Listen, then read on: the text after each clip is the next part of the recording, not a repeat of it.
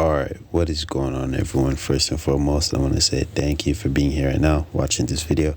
I do really appreciate you for your time, and I would really appreciate if you do consider subscribing, because it truly does help me out a lot. Now we got, where are they now? The victims are of Chris Hansen. You get what I mean? Chris Hansen is a guy who used to basically expose predators on live TV, I'm pretty sure. Things like that. And we're basically going to be looking into where are the guys who got caught by Chris Hansen. Where are they now in life? You get what I mean? But me personally, I used to watch Chris Hansen, and I'm not talking about like I was a kid watching these. I was an old head or something. I used to see these on YouTube like a year or two, or even a few months back. I used to just watch old clips of Chris Hansen catching predators, and I'm aware that the show is pretty much officially cut off because he did something too crazy, and they just didn't want that on there, on TV, I guess, or something. But yeah, man, without further ado, let's just play the video, see what it's talking about, because I truly am intrigued, man.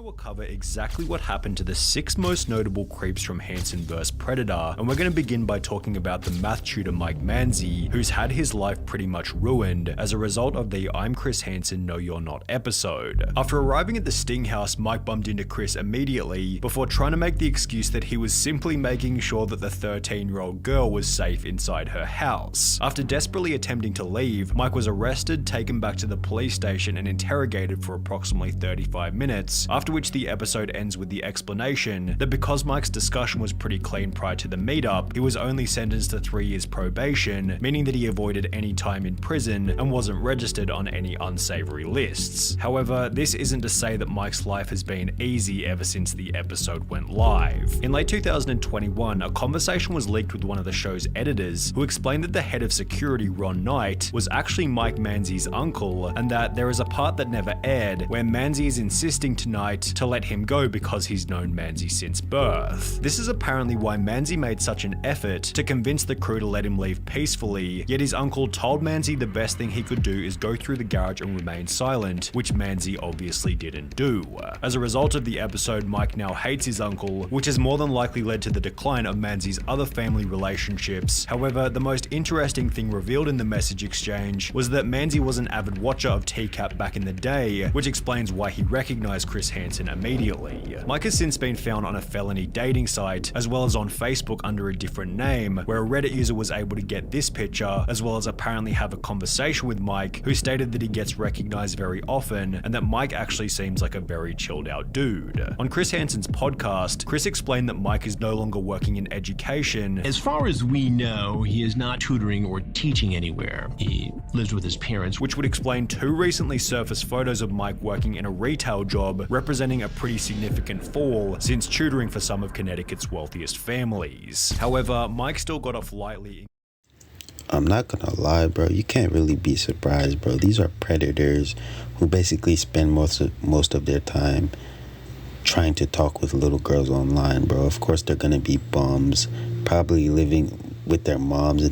They were already that kind of person before they even got caught, bro. You get what I mean? Because clearly you're not in your right mind if you want to do things like these. And now that you just got caught, it just got even worse for you. You get what I mean? Like, life was already bad, right, before you got caught. But now that you got caught, bro, I'm talking about everything. Everything is over for you, man. Like, I kid you not. Comparison to John Dupee, who as a result of his appearance on the show has now become homeless. John waltzed into the Sting house without saying a word and was so creepy that simply standing next to him was enough to terrify the decoy, yet she apparently had nothing to worry about, as he stated that he was only there to watch the football. After revealing that John was simultaneously talking to more than one minor, he was arrested, interrogated, and given a notice to appear in court, where he'd be trolled and heckled by the attendees as he pleaded guilty. And the judge actually in the case had to order the crowd to be quiet, to be orderly, because they had figured out who he was and what he was being accused of, what he was pleading guilty to. John Dupee was given an 8-year prison sentence beginning in August 2016, although this certainly isn't where the story ends. Only 4 months into his prison term, John's brother and sister were both killed in a car accident, which happened on the very same street where the Sting house was located, and in case losing both of his siblings wasn't bad enough, there are unconfirmed anecdotes that John was also disowned by his parents months after the episode went live. He was released from prison on the 24th of July 2018, serving just 2 years out of his 8-year sentence, yet after being released, John was forced to register on a public offender list, which displayed his address as a Connecticut homeless shelter. After 3 years in the shelter, John was able to move into a group house, although in October 2021, only 2 months after moving out of the homeless shelter, John violated his probation in an unspecified way and was sent back to prison for another year and 2 months. Since his release in December 2022, John has been residing in a shelter for recovering addicts, although John Dupee isn't the only person on this list who's been back to prison, as Joshua Colon also recently violated his probation. Joshua was the New York plumber who locked the door behind. Yeah, man, like I'm saying, bro, their lives were already bad enough, man. You get what I mean? They're clearly not in the right mind space. You get what I mean? Because to be successful in life, you need to have a clear mindset, right? But these guys are just, their minds are full of junk. They want to talk to little girls. They just want to live their crappy lives. And that's it, bro. You get what I mean? But as soon as they get caught, everything goes downhill. And, just like I said, man, like I said before, everything just goes bad for them, bro. Like, life was already bad enough, and it just got worse. Because, they made it worse by, doing stuff like this, man. But, yeah, man. Behind him after entering the Sting house, stating that his biggest nightmare was ending up on a Chris Hansen episode. After Josh comes out of the bathroom, Chris is already there waiting for him. I know who you are. You know who I am? Yes. And as a result, Josh is unbelievably honest, laying out his intentions immediately.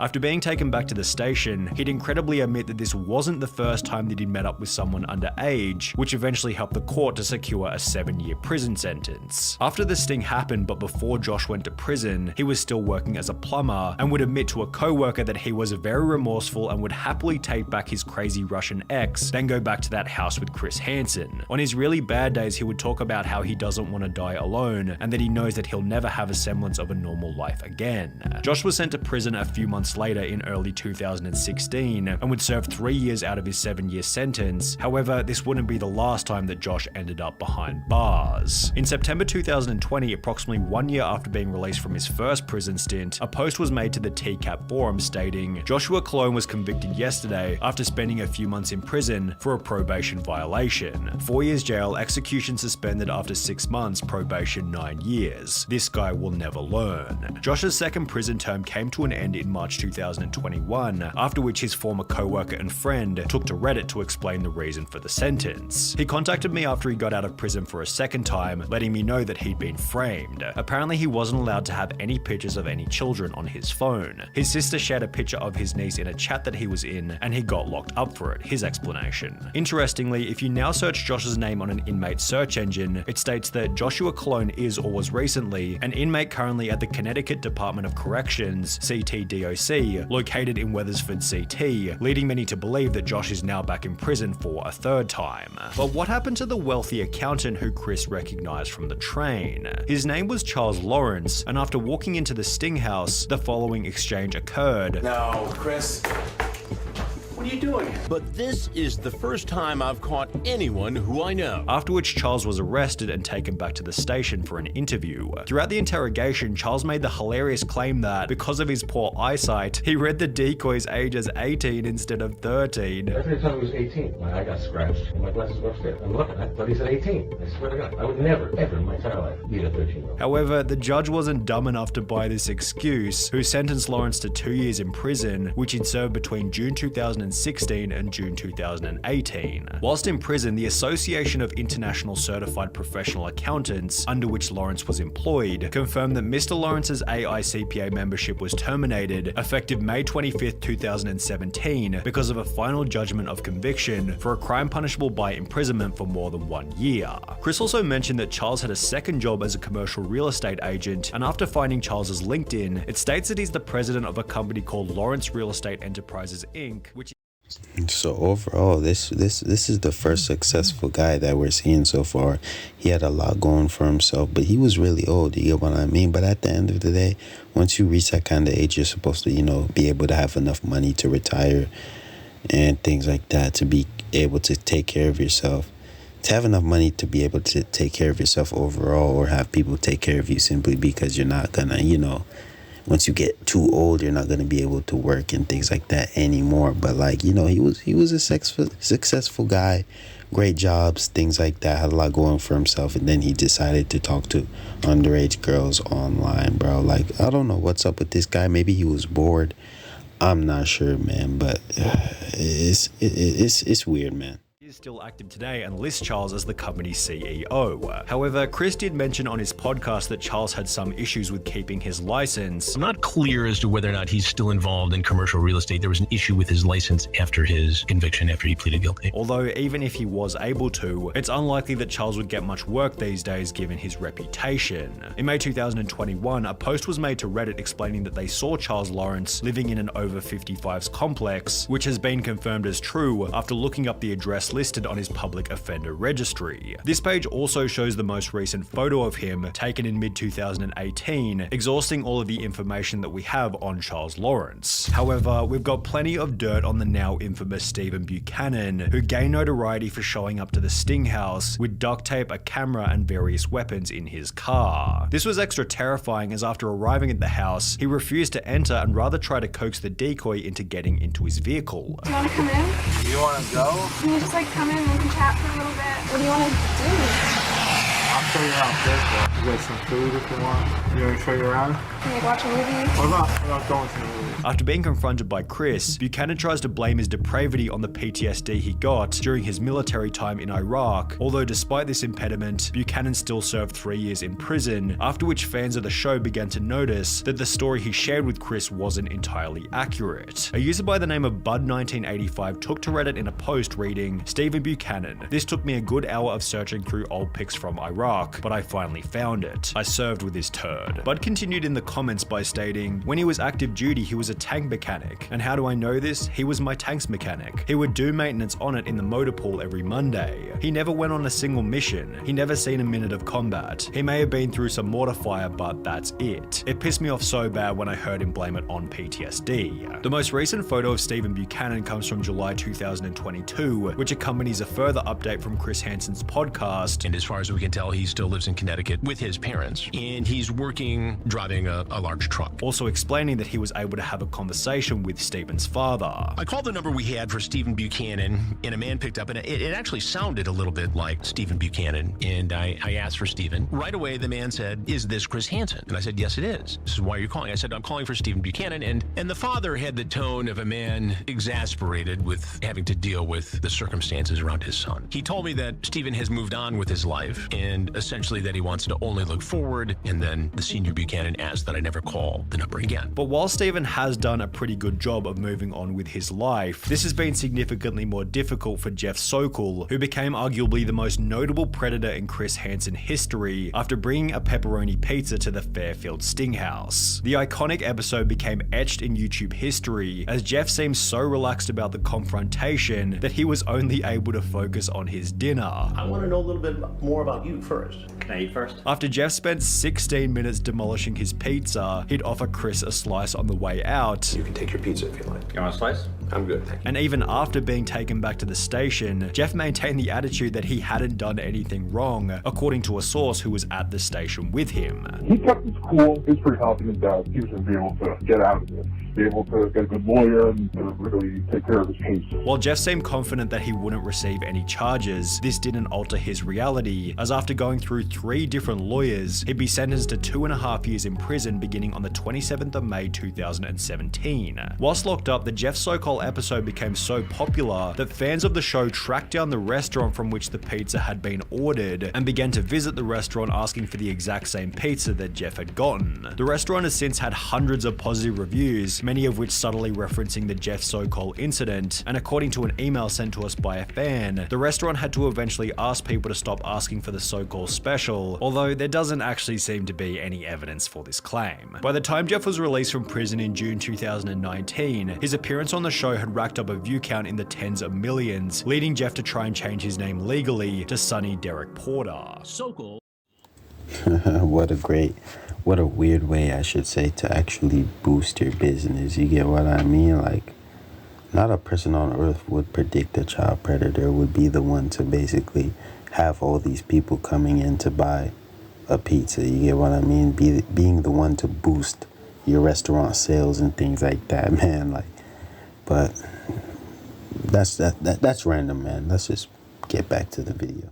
Actually went to court and petitioned to change his name to Sonny Derek Porter. A few years ago, I was arrested as a part of a sting operation trying to meet a girl who was underage. The sting was part of a nationally syndicated TV show, Crime Watch Daily, Hansen vs. Predator. This episode is now available online, along with many other troll videos and nasty comments from fans of the show. In the aftermath, I've experienced humiliation, harassment, and embarrassment. One could argue that this was justified, but I've surely lived with much remorse since the arrest. Since my current name will always be linked via a simple internet search, I'm requesting authorization to change my name. I'm working hard to be a better person overall and making a sincere effort to treat everyone with respect. I hope to meet new friends and acquaintances and wish not to be judged based on one gigantic mistake I made a few years ago. I hope to be judged for the person I really am, the person I am today. More than anything, I would like a second chance at a happy and safe life. Not gonna lie, bro. A lot more people saw and are gonna see that viral video of you being caught as a child predator than your stupid little letter, bro. Just because you write a letter that isn't gonna automatically make everything rainbow and sunshine. It's like, hey, finally everybody's gonna stop calling me a child predator and all this extra stuff. Like, no, bro. No. That viral video of you getting caught is a lot more popular, and a lot more people are gonna see it and recognize you for it than your letter, than your apology letter or something, man. Like, overall, you shouldn't have done that, man. And these are the consequences for your actions. Because if you didn't get caught like this, you would probably keep doing it again, bro. You would probably most likely keep doing it over and over if he didn't have this much exposure. You get what I mean? Because if he got away scot-free, nothing happens to him, he'd be like, all right, I can get away with this. I'm gonna keep doing it. Like, no, bro, you got hit with the harsh reality and got hit with the consequences of your actions, bro. And that's all there really is to it. So learn to live with it, man.